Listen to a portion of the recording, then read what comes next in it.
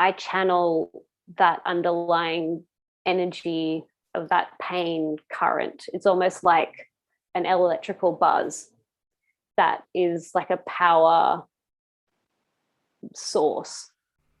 Welcome and welcome back. Good evening, good morning, good night. Wherever you are, I am grateful. Thank you for tuning in.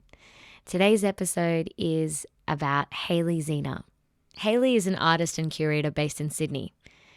We actually went to the same art school together, SCA, Sydney College of the Arts. We talk about that. We talk about pain current. We talk about animals and explaining life to children. And I really just hope you enjoy. Oh my God. Hi. Hello, Bunny. I am so excited. This morning, I was just absorbing myself in your world, in your conversations that you've had. And I have only done nothing but reminisce. I have reminisced about our SCA days. God, that was such a long time ago, but God, that was such a great time. It was. It's so funny that you say that because I had like a memory come up of SCA on my phone the other day, and it was like, I think it was experimental drawing where it was like an extension of the self. And I just thought like, it's such a playful place and kind of thing that we got to experience. And I miss that, especially during like lockdown now. You don't have that sense of wonder. I remember going to school and being like, it's a painting day. I might get a stroke in here or two, but I'll have coffee with the girls, with some mates, whoever's in today, really. And we'll go to Chili's and we'll grab some art supplies and be more broke. And then we'll just come back and start working again. And it was just the best time. I had so much fun and how loose everything was. But I'm really curious, what was your goal then when you started out at SCA, and how has it evolved? Interestingly, I went into SCA because I got in on my portfolio. My ATAR wasn't that like, it wasn't what I wanted. It was about 73, which I look back and I'm like, exams are such a tough way to test kids. It's really a redundant system that we force on our children. But I was like, you know what? I'm going to do this degree that I have always wanted to do. I've just always wanted to paint. And then I'll figure it out later. So really this was let's enjoy life before I get into serious things. And initially I wanted to do curatorial. That's why I did the fine arts first. And then I was like, you know what? I'm going to go into curatorial afterwards. It'll be like a steady income, all of those kinds of rational capitalist thinking. And then I decided I love painting. I'm going to be a painter. I don't want anything to do with curatorial. It seems like so structured. And now I'm back in curating and painting. So I've realized that, and also a lot through the learning at SCA, I've realized that I can kind of flux and change my own settings. And I can, like within this entrepreneurial society that we have, particularly in Australia, I'm free to do either. So going into SCA, I was like, let's just network, let's make some friends, let's have fun. And it actually really worked for me. So now I just encourage people to just do exactly what they want because it could take you anywhere. Art school was that, it was just the place to network and really create a community and connect with people. That was, in my opinion, the thing that I felt the most from everybody and I saw in everybody. The Raw exhibition that you did for Raw artists, which was incredible. That was at Sydney University, wasn't it? Yeah, that was at Manning Bar. Yeah. Manning Bar. I did an exhibition there, I think in my second year as well, in our second year.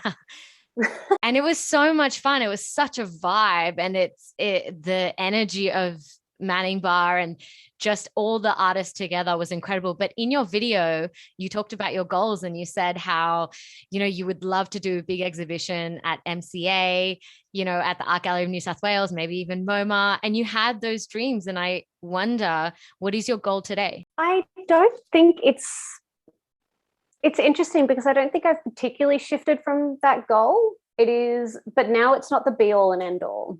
It's not the finality of like my legacy, I suppose. It's something I've come to terms with, particularly during the last year or so. I've come to terms with the fact that a lot of what you're taught at higher level art schools compared to places like TAFE that do encourage you to make money and actually survive, art school can often be this duality of you have to struggle in a way, which I believe struggle is a large part of art making, but it's not separate from living and making money. So I have, over the last couple of months, just been kind of reiterating what it means to be successful. And while I still really want to be an UNSW, like I'd love to like Heidi in Melbourne, I'm happy to also sell my prints and sell like commercial items, whereas it's this new hybrid nature of artists that they sell and are really fine art. Like there's this accessibility, and it's something we've never seen before. How would you describe your artworks and what you do to an 8-year-old child? Oh, an 8-year-old, that's actually so much of a more approachable question than the like lofty kind of art concepts. I would tell an 8-year-old that I paint the energies of the earth. I feel like kids like get the woo-woo stuff. Like they tap into it a bit more. Like they're really happy to be like, yeah, this stone makes me happy. Like I like this tree. They're just so much more overtly connected. And yeah, I think energy is a term that loses, I guess it kind of loses its functionality as you get older, because it becomes dismissed as like a realm that isn't practical. It doesn't do anything for you. But kids are like, yeah, like I get vibes. Like I know that this is like a spooky space. I don't want to go there. Or they're like, yeah, cool. Like I love going into grass. I love like hanging out in the park. That's why kids are great. You're right. Yes, we need to talk to children more. We do. I mean, they are the vibe. They tell you like it is. They're not filtered by society's norms yet. I mean, maybe in the family, there's some elements and influences, of course, but they're so real with you and so honest with you. So kids speak your language. Yeah, 100%. And it's this simplicity that everyone kind of resonates with, and it doesn't have to have elevated language or even shared language. Sometimes like you can show a child a painting and they will have, even if they speak a different language, they will have this like a similar interpretation to another child, and that's a really nice sense of bonding. I want to talk about animals now, since we're talking about children as well.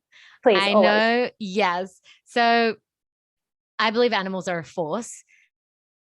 I'm wondering what Duchess, your cat, and also your second cat, Remy, what have they taught you about life? Honestly, patience, slowing down, the whole thing of what we deem as important is just so against the natural grain.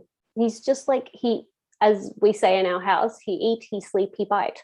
The simplicity of animals and just the love that they generate is really strong. Like I have a lot of animal tattoos, and we're so lucky to have such a grasp of the world, but at the same time we've lost a lot in our path to enlightenment.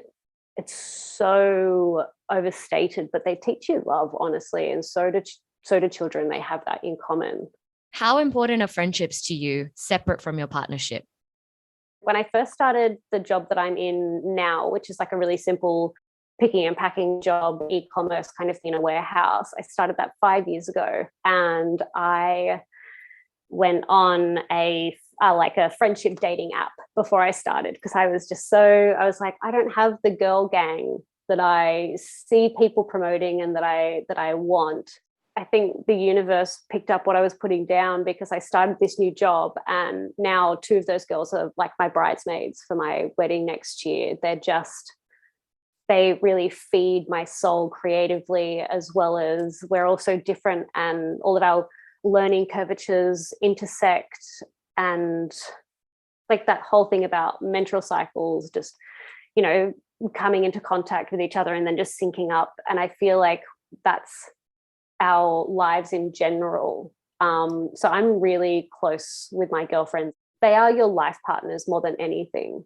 There's just such a different capacity for love with friends, particularly like female identifying to female identifying. It's this really nurturing maternal space, and that's potent in itself, because we kind of have to really stick together. Otherwise, our feminine softness does get really crushed in the rest of this tough world. What would your paintings be without your travels? Ooh, I don't know what I would be without my travels. The most eye-opening pieces of my travels, the two that really stuck out to me, were obviously Scotland, which is where like a lot of my content is derived from, and my kind of ancestral familiarity. But also when my partner and I visited Morocco, that was just one of the most, again, loving and nurturing places I've ever been. You look at these sites of religion and spirituality, and it's such a place of coming together. So I really took that to heart and wanted to have that creating of a spiritual place in my paintings. So somewhere that people could kind of congregate. Like it's a very, I'm kind of going off Mark Rothko and Hilma Afklint. They kind of built these almost religious, I guess you could say, dioramas, like giant dioramas, like these temples that you could congregate in and examine art and life and color. And that is what I've taken from my travels, that there's this base level of like frequency that everyone can tap into and understand other people, which is like obviously a very privileged thing for me to be able to say as a female, like white woman. But it also promoted me to want to establish community in my works and include people that might not have access to art. Travel just seemed to, it was so much about the place, certainly, but more about people. There was a post where you quoted Frida Kahlo, and the quote was, "The only thing I know is that I paint because I need to, and I paint whatever passes through my head without any other consideration." How do you paint? I think the reason why I reposted that in stories was because it really resonated. I don't come to the paintings and I don't come to the surface with particularly preconceived notions. You know, looking at nature and art books and conversations we have with other people, that's what inspires me. And that's what kind of runs through my head that I have to get out as catharsis. So I come to the surface with no preconceived notions.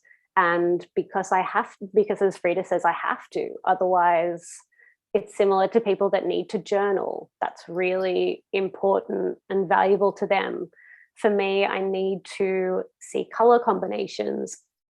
I need to see shapes coming together and how they intermingle. That has meaning to me, and it is a form of catharsis, particularly in relation with music. I find it difficult to bring the emotions forward, but once you kind of get into the right rhythm musically and rhythmically, it just clicks.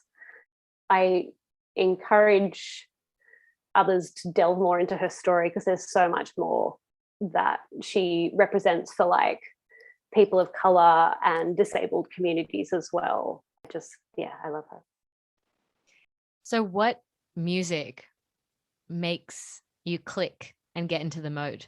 I listen to a lot of heavy metal. I listen to a lot of metal, a lot of pop punk, a lot of like Brit pop. It's all just stick it to the man, I guess. But at the same time, there's a lot of female musicians in Australia that are just so nailing it, so good.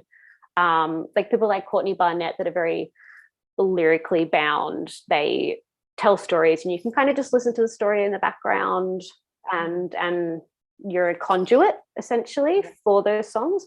But for me, I just come back to really, I don't want to say, like violent music, essentially things with a lot of action, a lot of activity. That's my way to get it out without hurting anyone.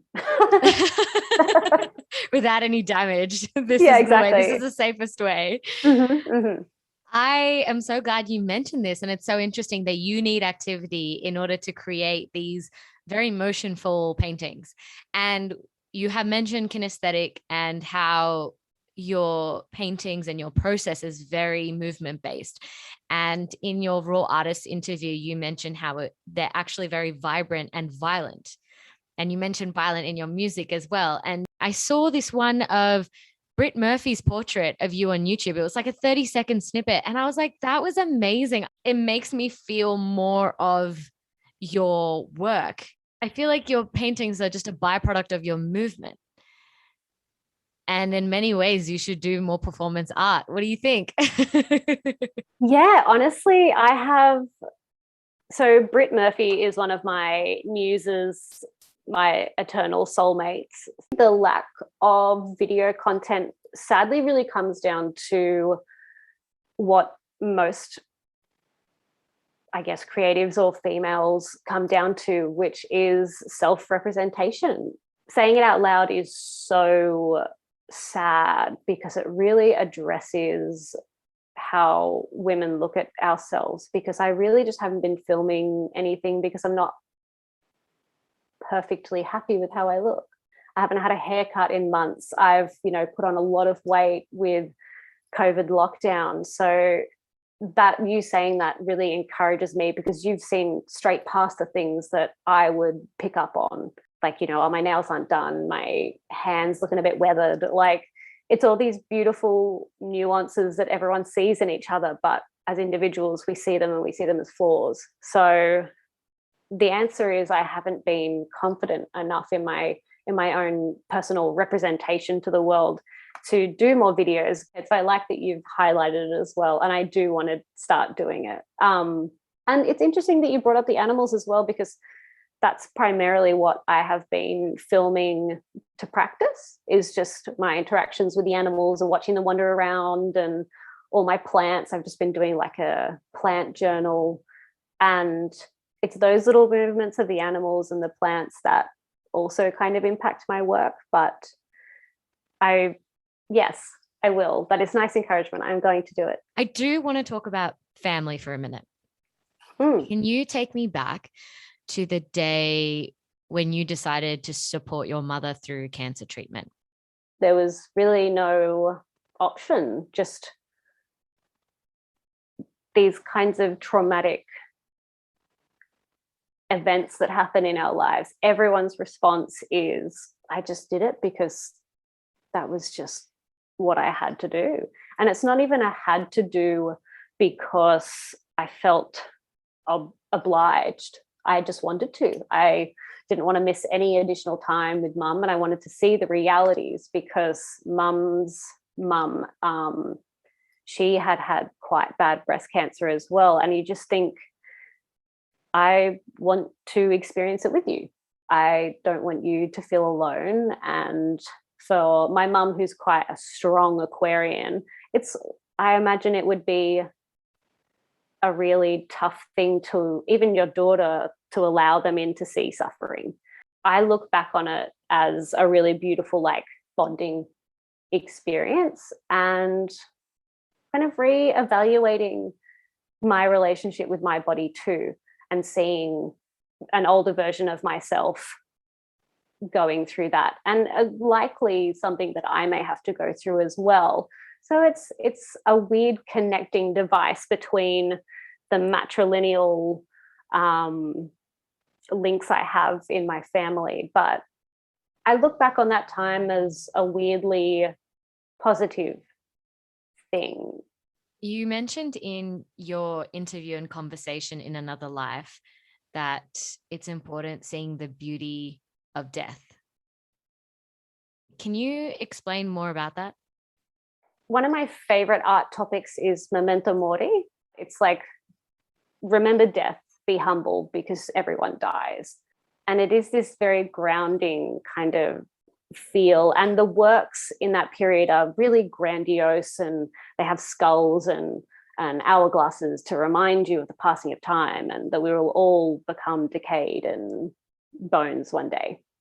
I believe this is our earthbound life. I do believe that there's reincarnation and there's more, and death makes life magical. That is where the magic stems from.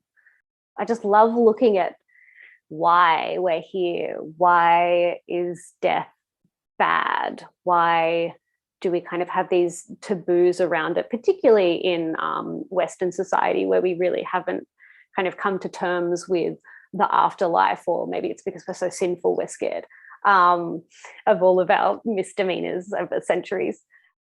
Death sounds terrifying. Really, our entire survival instinct is to not die, but it also just sounds like an elation. And I've always had a fascination around death. I love taxidermy. I love learning about medieval periods, like Albrecht Dürer, and looking at his like melancholia paintings and this underlying sadness. But I like to look, with my paintings, I like to look at death in an elation, almost like a rapture or an ecstasy. It's just such a privilege to be a human, to be able to experience death from a non-survival perspective. It's very inspiring that you have such a positive and bright outlook on life and death. I think also your perspective on life and how bright it is, considering what you've been through in, you know, just 3 decades. I mean, that's a lot. And one thing I do want to mention is your diagnosis for fibromyalgia. Can you explain what that is to people, to our listeners and to me who don't know what it is? Yeah, so fibromyalgia it's missignaling, misfiring from my nervous system to my pain sensors, essentially. So my body is telling me that I'm in so much more pain than I am, which then can kind of result in a lot of people getting things like muscle atrophy, because the pain is so great they don't move their body. But in my experience, moving your body is all that will remedy you. But it's a neurological and muscular skeletal condition. I think it's like 85% of people that have it are women. There's a lot of correlations between either traumatic instances in your life and then it kind of resurfaces because it's underlying. And then also things like hormonal changes like puberty, birth, menopause. So it's this very much distinct like reaction of your body to your external life as well as your internal changes. Yeah, so I started doing more water rehab at RPA and, you know, getting my little muscles moving with the 80-something-year-olds. And that was really nice too, seeing older people look after themselves, because sometimes like we have a very misplaced like nonchalantness about the elderly, and it's all about the young and the fit and the beautiful. But being around them was such a nice reminder of like, no, I reclaim my body. I don't actually have to subscribe to your definition of wellness.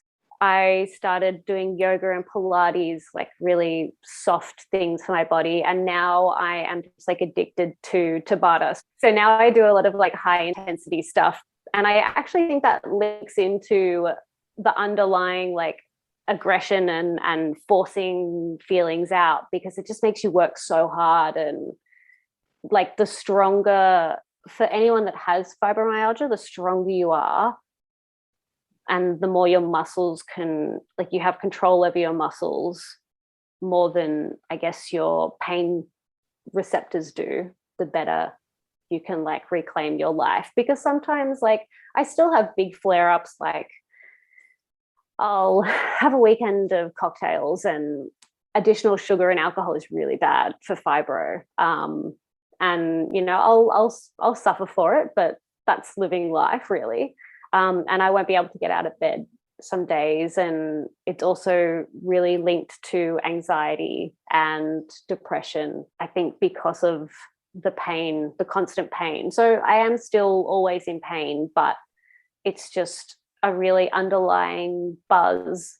And for some reason, I really think that having these kind of underlying conditions where pain is present keeps me positive in a weird way, because I know it just can be so much worse with like the click of a finger. Can we talk about that for a second? So when you talk about embracing pain, and you're talking on a very literal level, but there are so many people, artists, and just human beings, all of us are going through our own pain struggle, whether it's during this time not being able to see our family or friends, or feeling like a victim of something that we've made, you know, a craft that we're working on. And I wonder, how do you embrace the pain? Channeling through spirit. When you're in pain, everything is sensitive. There's a really elevated version of your pain signals, and it kind of, like, you notice textures. I have, you know, my favorite jumpers and my favorite things because they're really soft and they don't just aggravate anything. It's almost like I channel that underlying energy of that pain current. It's almost like an electrical buzz that is like a power source. And it's not something I've explored that much, to be honest. Maybe this is my new collaboration with you. Maybe you can like write your perspectives on what this electrical current is. I would love that. I can walk daily now.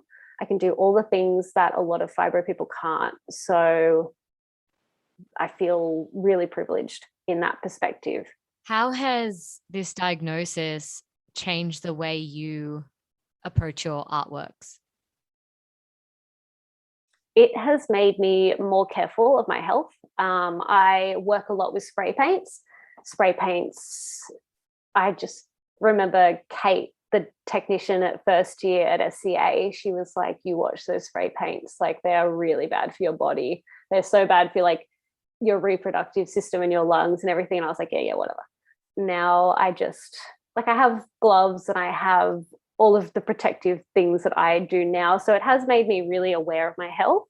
That has been good and bad. I'm not as free moving anymore. I give myself breaks, and I didn't used to do that. And I don't know if my works were better when I pushed myself and made that whole creative genius, like pushing to the limit, I'll die for my art kind of perspective. It's just not in me as much anymore. I have more preservation for my body.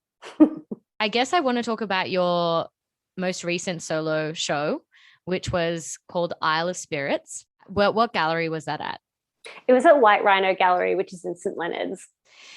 And I remember coming and visiting you, and I did not anticipate the impact of the work Second Spirit had on me. I gasped when I saw that. Oh. And now I can see why, because it came from so much energy and movement, and there's a lot of activity internally that's happening before you even externally make your work. And I can see it now and I can feel it now. But can you tell us about that exhibition and what that meant to you? Yeah, so that exhibition was a really it just came at the most perfect time because I had, like, in March, COVID had really kicked in Sydney. I had a whole bunch of international travel, all these curatorial gigs cancelled, and then I got JobKeeper. And that was a saving grace because I was able to then get a shared studio, and that just triggered this amazing, I guess, SCA kind of revival, and having the network, and even just sitting in the studio common rooms and being able to chat with people. And that in itself was enough to spur like artistic energy. And so that exhibition was a real culmination of my travels to Scotland, as well as the energy I was feeling from the studio. And that's why it was so prolific, and it is a really energetically charged exhibition. I kept one of the works from the exhibition, which is very unusual for me. And it's actually the sister work to Second Spirit. Yours are kind of the purple and green tones, and mine are the like red and blue tones. And it does, I don't know, it just has this equilibrium between the two works. I look back at that exhibition as a real turning point to feeling like an artist that people can relate to. What are you most excited about? I am really excited to have spontaneous conversations with people.